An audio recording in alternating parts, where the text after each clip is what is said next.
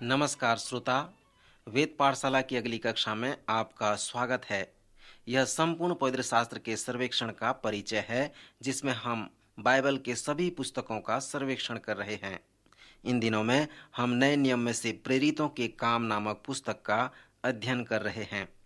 जैसे आप इस पुस्तक को पढ़ते हैं, तो मैं चाहता हूं कि आप एक बात पर ध्यान करें, अर्थात जिनके विषय में आप इस पुस्तक में पढ़ते हैं उन लोगों के कार्यों के विषय में ध्यान करें, क्योंकि परमेश्वर के लोगों का कार्य एक ऐसा कार्य है जिसे संसार इनकार नहीं कर सकता।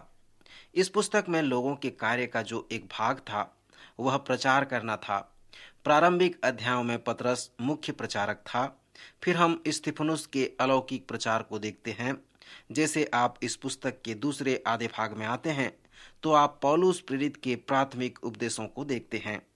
पिछले चरण में हम इस पुस्तक के 21वें अध्याय में थे, जहां पर पौलुस के साथ लोग गले मिलते हैं, उसे चूमते हैं और रोते हैं, क्योंकि उसने उनसे कहा था कि तुम मेरा मुंह फिर न देखने पाओगे। फिर हम 21वें अध्याय में पढ़ते हैं कि लोग पौलुस को मार डालना चाहते थे, तो पलटन के सरदार को संदेश पहुंचा कि सारे यरूशलेम में कोलाहल मच रहा है। तब वह तुरंत सिपाहियों और सूबेदारों को लेकर उनके पास नीचे दौड़ आया और उन्हें पलटन के सरदार को और सिपाहियों को देखकर पौलुस को मारने पीटने से हाथ उठाया। तब पलटन के सरदार ने पास आकर उसे पकड़ लिया और 2 जंजीरों से बांधने की आज्ञा देकर पूछने लगा, यह कौन है और इसने क्या किया है? परंतु भीड़ में से कोई कुछ और कोई कुछ चिल्लाते रहे, और जब हुल्लड़ के मारे ठीक सच्चाई न जान सके तो उसे गढ़ में ले जाने की आज्ञा दी। जब उसे गढ़ में ले जाने पर थे तो पलटन के सूबेदार ने उससे कहा, क्या मुझे कुछ आज्ञा है कि मैं तुझसे कुछ कहूं? उसने कहा, तू क्या यूनानी जानता है, जो इन दिनों से पहले लोगों को बंदी बनाकर जंगल में ले जाया गया करता था? क्या तू वही है? पौलुस ने कहा, मैं तो तरसुस का यहूदी मनुष्य हूँ, किलिकिया के प्रसिद्ध नगर का निवासी हूँ, और मैं तुझसे विनती करता हूँ कि मुझे लोगों से बातें करने दे। सो वह मौके का उपयोग करता है और एक बड़ी भीड़ के सामने सुसमाचार प्रचार करता है। और 22वें अध्याय में जो संदेश का वर्णन है उसे पौलुस बड़े सामर्थ्य के साथ प्रचार करता है। ध्यान करें कि यह संदेश मार्गशील जैसे एक प्रकार का संदेश है। पौलुस ने कविता व दार्शनिक बातों का, मनुष्य के बुद्धि व ज्ञान की बातों का प्रचार नहीं किया, परंतु उसने अपनी गवाही दी, अपना अनुभव उन्हें बताया, अपने जीवन परिवर्तन के विषय में लोगों को बताया और यीशु मसीह का सुसमाचार प्रचार किया। 22वें अध्याय के 22वें पद में हम पढ़ते हैं, वे इस बात तक उसकी सुनते रहे, तब ऊंचे शब्द से चिल्लाए कि ऐसे मनुष्य का अंत करो, उसका जीवित रहना उचित नहीं। सो वे चिल्लाते और कपड़े फेंकते और आकाश में धूल उड़ाते थे। श्रोता, मैं अनेक वर्षों से प्रचार करते आ रहा हूं, परंतु इस प्रकार के प्रत्युत्तर मैंने अपने जीवन में कभी नहीं देखा कि लोग मेरे उपदेश को सुनकर अपने कपड़े फाड़ें और आकाश में धूल उड़ाएं और मेरी हत्या कर दें। परंतु यहाँ पर हम पौलुस के उपदेश के बाद वो बात को देखते हैं, इस प्रकार के प्रत्युत्तर को देखते हैं जो विपरीत था। प्रायः जब भी रोमी लोग किसी व्यक्ति को बंदी बनाते हैं तो उसे सांकलों से बांधकर खंबे में बांधा जाता था और उसे मारा जाता था। वे उसे 39 कोड़े मारते थे और फिर उसे प्रश्न पूछते थे। सो जैसे वे पौलुस को सांकलों से बांधना चाहे, तब पौलुस ने उन सिपाहियों से कहा, क्या यह उचित है कि तुम एक रोमी मनुष्य को, और वह भी बिना दोषी ठहराए हुए, उसे कोड़े मारो? सूबेदार ने यह सुनकर पलटन के सरदार के पास जाकर कहा, तू यह क्या कहता है? यह तो रोमी मनुष्य है। तब पलटन के सरदार ने उसके पास आकर कहा, मुझे बता, क्या तू रोमी है?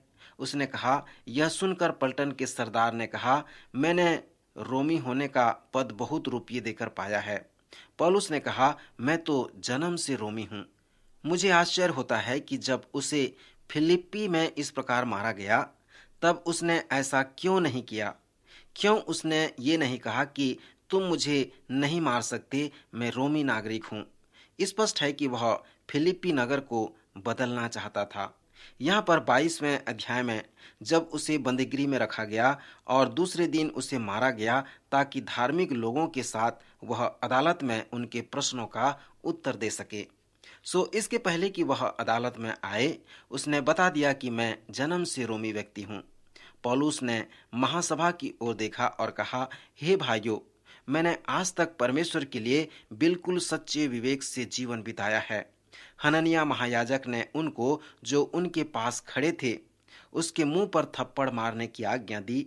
तब पौलुस ने कहा, हे चुना फिरी हुई भीत, परमेश्वर तुझे मारेगा। तू व्यवस्था के अनुसार मेरा न्याय करने को बैठा है और फिर क्या व्यवस्था के विरुद्ध मुझे मारने की आज्ञा देता है। जब पौलुस को थप्पड़ मारा गया तब पौलुस भी क्रोधित हो गया और उससे कहा, हे चुना फिरी हुई भीत, परमेश्वर तुझे मारेगा। ऐसा लगता है कि महायाजक सफेद चोगा पहने हुए था और उसका दाढ़ी भी सफेद हो गया था। पौलुस ने कहा, तू व्यवस्था के अनुसार मेरा न्याय करने को बैठा है और फिर क्यों व्यवस्था के विरुद्ध मुझे मारने की आज्ञा देता है। जो सिपाही उसके पास खड़े थे उन्होंने कहा, क्या तू परमेश्वर के महायाजक को बुरा कहता है, या क्या महायाजकों से बातें करने का तरीका तुझे नहीं मालूम। तब पौलुस कहता है, हे भाइयों, मैं नहीं जानता था कि यह महायाजक है, क्योंकि लिखा है कि अपने लोगों के प्रधान को बुरा न कह। यहाँ पर हम देखते हैं कि पौलुस महासभा की ओर देखता है और वहाँ अनेक लोग रहते हैं, फरीसी सदूकी भी होते हैं, और वह उनसे बातें करता है। फरीसी और सदूकी उसकी बातों को सुनते हैं और उनमें झगड़ा हो जाता है और सभा में फूट पड़ जाती है, क्योंकि सदूकी जो थे उनका विश्वास था कि न तो पुनरुत्थान है, न स्वर्गदूत, न आत्मा है, परंतु फरीसी दोनों को मानते थे। पौलुस फिर कहता है, हे भाइयों, मैं फरीसी और सदूकियों के वंश का हूँ। मरे हुओं की आशा और पुनरुत्थान के विषय में मेरा मुकदमा हो रहा है। जब उसने यह बात कही तो फरीसियों और सदुकियों में झगड़ा होने लगा और सभा में फूट पड़ गई, क्योंकि सदुकी पुनरुत्थान, स्वर्गदूत व आत्मा पर विश्वास नहीं करते थे, परंतु फरीसी दोनों पर विश्वास करते थे। तब बड़ा हुल्लड़ मचा और कितने शास्त्री जो फरीसियों के दल के थे उठकर यों कहकर झगड़ने लगे कि हम इस मनुष्य में कुछ बुराई नहीं पाते, और यदि कोई आत्मा या स्वर्गदूत उसमें बोला है तो फिर क्या। जब बहुत झगड़ा हुआ तो पलटन के सरदार ने इस डर के कि वह पौलुस के टुकड़े टुकड़े न कर डालें, पलटन को आज्ञा दी कि उतरकर उसको उनके बीच में से बरबस निकलो और गढ़ में उसे ले जाओ। मित्र, यहाँ पर हमने देखा कि पौलुस के जैसे थप्पड़ मारा गया तो वह स्मरण किया और देखा कि वहां पर आधे फरीसी हैं और आधे सदूकी हैं। तो उसने कहा, मैं फरीसी और फरीसियों के वंश का हूँ।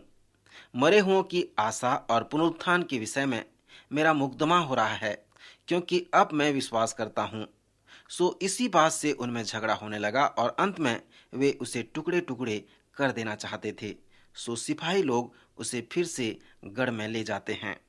इसके बाद लगभग 40 यहूदी एक मन के हो गए और ये शपथ खाए कि जब तक हम पौलुस को न मार डालें तब तक न तो खाएं न तो पिएं और हम पर धिक्कार। श्रोता, क्या आपने कभी इस प्रकार का समर्पण देखा है, इस प्रकार का शत्रु देखा है कि जब तक वो किसी को न मार डालें तो न तो वे खाएंगे न पिएंगे। मैं ऐसे लोगों को 40 भूखे यहूदी कहता हूँ, क्योंकि उन्होंने कभी भी पौलुस को नहीं मारा, वो नहीं उसे प्राप्त कर सके। यदि वे इस प्रकार की शपथ खाए हैं तो वे सचमुच में भूखे हैं। वे महासभा समेत पलटन के सरदार को समझाने का प्रयत्न किया कि वे उनके पास में उसे लाएं और ठीक से उसकी जांच पड़ताल करें, और वे इस प्रकार योजना बना रहे थे कि जब वह आए तो उसे मार डालें। पौलुस की एक बहन थी और उसका एक पुत्र था। पौलुस के भांजे ने सुना कि वे उसकी घात में हैं और गढ़ में जाकर उसने पौलुस को संदेश दिया। तब पौलुस ने सूबेदारों में से एक को बुलाकर कहा कि इस जवान को पलटन के सरदार के पास ले जाओ, यह उससे कुछ कहना चाहता है। जब उसे ले जाया गया तब पलटन के सरदार ने उसे अलग ले जाकर पूछा कि मुझसे क्या कहना चाहता है। उसने सारी बातें बताई कि 40 यहूदी किस प्रकार पौलुस को मारने की योजना बनाए हैं और किस प्रकार शपथ खाए हैं। तब पलटन के सरदार ने जवान को यह आज्ञा देकर विदा किया कि किसी से न कहना कि तूने ये बातें मुझसे बताई है। और 2 सूबेदारों को बुलवार कर कहा, 200 सिपाही, 70 सवार और 200 भालेत पहर रात बीते कैसरिया के जाने के लिए तैयार करो और पौलुस की सवारी के लिए घोड़े तैयार करो कि उसे फेलिक्स हाकिम के पास कुशल से पहुंचा दिया जाए। श्रोता, क्या यह रोचक बात नहीं है? एक छोटा यहूदी जो दिखने में सुंदर नहीं था, कई बार मार खाया था, पथरवा किया गया था, अब वह 470 रोमी सिपाहियों के मध्य में घिरा हुआ है और घोड़े में बैठा है, जिसे गढ़ के पीछे की दरवाजे से निकालकर रात के 3 बजे यरूशलेम से पलिस्तीन के कैसरिया में ले जाया जा रहा है। श्रोता, मुझे नहीं मालूम कि आप में से कितने लोग उस पवित्र भूमि में जाना पसंद करेंगे और यीशु जिस मार्ग में चला फिरा उस मार्ग में चलेंगे और कहेंगे, मैं वहां पर गया था जहां यीशु रहा था। जब पौलुस को पलिस्तीन के कैसरिया में ले जाया गया, फेलिक्स हाकिम के पास ले जाया गया और फेलिक्स ने यहूदियों को बुलाया कि उसके अपराध के विषय में बातें करे। सो वे आए और यहाँ पर फिर से पौलुस द्वारा एक महान संदेश दिया जाता है। वह फिर से परमेश्वर की कथा सुनाता है। अंत में फेलिक्स ने इस निर्णय में पहुंचा कि ऐसा कोई कारण नहीं है पौलुस को अपराधी घोषित किया जाए। उसने निर्णय किया कि वह पौलुस को अपने पास में रखेगा और उसे कुछ सिखाएगा। सो उसे तब तक एक घर में बंदी बनाकर रखा गया जब तक फेलिक्स उसके विषय में अंतिम फैसला न कर लिया। शायद पौलुस एक रोचक व्यक्ति था, इसलिए लोग इस व्यक्ति से मिला करते थे। फेलिक्स और उसकी पत्नी द्रसिल्ला उसके वचनों को सुनकर मंत्रमुग्ध हो गए, मोहित हो गए थे। वे इतने उत्साहित हो गए थे कि वे उससे व्यक्तिगत रूप से मिलना चाहते थे। हम पढ़ते हैं कि पौलुस भी उनसे मिलने में प्रसन्न था। सो फेलिक्स अपनी पत्नी को, जो यहूदीनी थी, साथ लेकर आया और पौलुस को बुलाकर उस विश्वास के विषय में जो यीशु मसीह पर है उससे सुना। और जब पौलुस ने वह धार्मिकता, संयम और आने वाले न्याय के विषय में चर्चा करता है तो फेलिक्स भयभीत हो जाता है और उत्तर दिया, अभी तू जा, अवसर पाकर मैं तुझे फिर बुलाऊंगा। दूसरे शब्दों में कहें तो जब वह प्रचार कर रहा था तो फेलिक्स पवित्र आत्मा के द्वारा कायल हो गया था। पिछले चरण में हमने देखा कि पौलुस प्रेरित को महासभा में बुलाकर उसे मारने का योजना बनाया गया था, परंतु पौलुस के 470 सिपाहियों द्वारा सुरक्षित दूसरे स्थान में उसे ले जाया गया, अर्थात पलिस्तीन के कैसरिया में उसे ले जाया जाता है।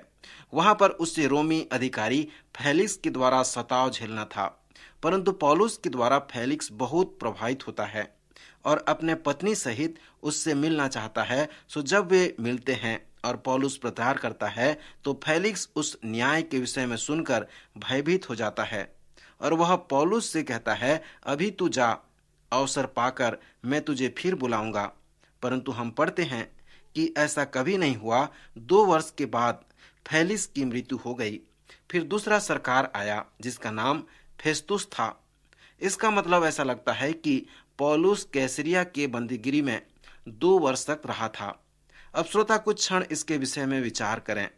यहाँ पर एक छोटा सक्रिय व्यक्ति, वह संपूर्ण संसार में परमेश्वर के वचन को लेकर जाना चाहता है, परंतु वह कैसरिया के बंदीगृह में 2 वर्षों से कैद है। आप क्या समझते हैं कि उन 2 वर्षों में वह क्या विचार किया होगा? क्या आप सोचते हैं कि वह इस प्रकार विचार किया होगा कि परमेश्वर उसे भूल गया है, उसे त्याग दिया है, या फिर 2 वर्ष के लिए उसे बंदीगृह में उस बड़े कष्ट को सहने का अवसर दिया है? एक टीकाकार ने कहा है कि जब पौलुस अपनी मिशनरी यात्रा में शहरों में गया तो उन शहरों के विषय में उसने जांच पड़ताल नहीं की। वह हमेशा ये जानना चाहता था कि किस प्रकार का जेल उसके पास है, क्योंकि हमेशा किसी शहर में उसके रहने का अंतिम समय जेल से होता था। जब पौलुस जेल में था तब उसने अनेक पत्रियों को लिखा है और उन पत्रियों को लिखकर उसने मसीह के कार्य का एक महान योगदान एकत्रित किया है, जिसके विषय में मैंने आपसे कहा कि उसने नए नियम के आधे पुस्तकों को लिखा है। यह बहुत संभव है कि जब पौलुस कैसरिया की बंदीगिरी में था तो उसने बहुत कुछ वहां विचार किया जिसे उसने अपने पत्री में लिखा है। जब फेस्तुस शासक अपने अधिकार में आया तब उसे तुरंत पता चला कि एक ऐसा कैदी बंदीगिरी में है जो धार्मिक व राजनीतिक प्रवृत्ति का है और बहुत ही प्रचलित है। वह उसके हाथ में है। सो फेस्तुस उसका जांच परख करना चाहता था। वह जांच 25वें अध्याय में हमें मिलता है। पौलुस ने कुछ ऐसा कार्य किया जो प्रत्येक रोमी नागरिक के लिए उचित है। 25वें अध्याय के 10वें पद में फेस्तुस द्वारा परीक्षण में पौलुस ने कहा, मैं कैसर के न्याय आसन के सामने खड़ा हूं। मेरे मुकदमे का यही फैसला होना चाहिए। जैसा तू अच्छी तरह जानता है, यहूदियों का मैंने कुछ अपराध नहीं किया। तब फेस्तुस ने उत्तर दिया, तूने कैसर की दोहाई दी है। तू कैसर के पास जाएगा। जब पौलुस रोम जाने के लिए किसी गाड़ी की प्रतीक्षा कर रहा था तो उसी समय एक राजा और उसकी रानी फेस्तुस शासक से मिलने उसके पास आए। राजा का नाम अग्रिपा था और रानी का नाम बिरनीके था। सो जब वे फेस्तुस के पास मिलने के लिए आए तब फेस्तुस ने उनसे कहा, मेरे पास एक बहुत ही रोचक छोटा सा कैदी है। सो फेस्तुस ने पौलुस के विषय में सब कुछ राजा अग्रिपा से बता दिया। ऐसा लगता है कि वे पहले से ही उसके विषय में जानते थे। फिर अग्रिपा कहता है, मैं उससे मिलना चाहता हूँ। स्मरण करें कि जब हननिया से प्रभु ने पौलुस की योजना के विषय में बताया था, उसने कहा था कि वह राजाओं के सामने मेरा नाम प्रकट करने के लिए मेरा चुना हुआ पात्र है। सो वह भविष्यवाणी यहाँ 25वें अध्याय में पूरी होती है। पौलुस को राजा अग्रिपा और उसकी पत्नी बिरनीके के सामने लाया गया। फिर पौलुस को अवसर दिया गया कि वह बातें करे। फिर हम 26वें अध्याय में पौलुस के उस बड़े व महान संदेश को पाते हैं। 26वें अध्याय में उसके प्रारंभ में ही हम पढ़ते हैं, तब अग्रिपा ने पौलुस से कहा, तुझे अपने विषय में बोलने की आज्ञा है। तब पौलुस हाथ बढ़ाकर उत्तर देने लगा। फिर 26वें अध्याय के दूसरे पद से उसका सामर्थ्य प्रचार प्रारंभ हो जाता है। श्रोता, उस संदेश का सार क्या है? फिर से वही परमेश्वर के विषय में बातें करता है। वह अपनी गवाही देकर कहता है कि मैं दमिश्क के मार्ग में मसीहों को मार डालूं, इस आशय से मैं जा रहा था और उन्हें बंदीगृह में डालना चाहता था। तो हे राजा, मैंने मार्ग में दोपहर के समय आकाश से सूर्य के तेज से भी बढ़कर एक ज्योति अपने पास आते देखा और वो बड़ी ज्योति चमक रही थी और मैं भूमि पर गिर पड़ा और यह शब्द सुना कि हे शाऊल, तू मुझे क्यों सताता है? मैंने उससे कहा, हे प्रभु, तू कौन है? और उसने कहा, मैं यीशु हूं जिसे तू सताता है। मित्र, पौलुस ने उस घटना को स्पष्ट रूप से बताया कि कैसे उसकी भेंट पुनरुत्थित प्रभु यीशु मसीह के साथ दमिश्क के मार्ग में हो गई। सो वह राजा अग्रिपा से पूर्ण कहानी बताया। जैसे वह अपने संदेश के समापन में आया तो पौलुस के संदेश को सुनकर शासक बहुत दुखित व मंत्रमुग्ध हो गया। यदि आप और मैं भी पौलुस के उस प्रचार को सुने होते तो हम भी मंत्रमुग्ध हो जाते। इसके बाद फेस्तुस शासक ऊंचे शब्द से कहा, हे पौलुस, तू पागल है। बहुत विद्या ने तुझे पागल बना दिया है। जिस प्रकार लोगों ने यीशु मसीह का मजाक उड़ाया, उस पर दोष लगाया, उसी प्रकार पौलुस पर भी दोष लगाया गया। उसे पागल कहा गया। उसे कहा गया कि तुम्हारे जीवन का केंद्र कुछ और है। और वास्तव में देखा जाए तो पौलुस के जीवन का केंद्र प्रभु यीशु मसीह था।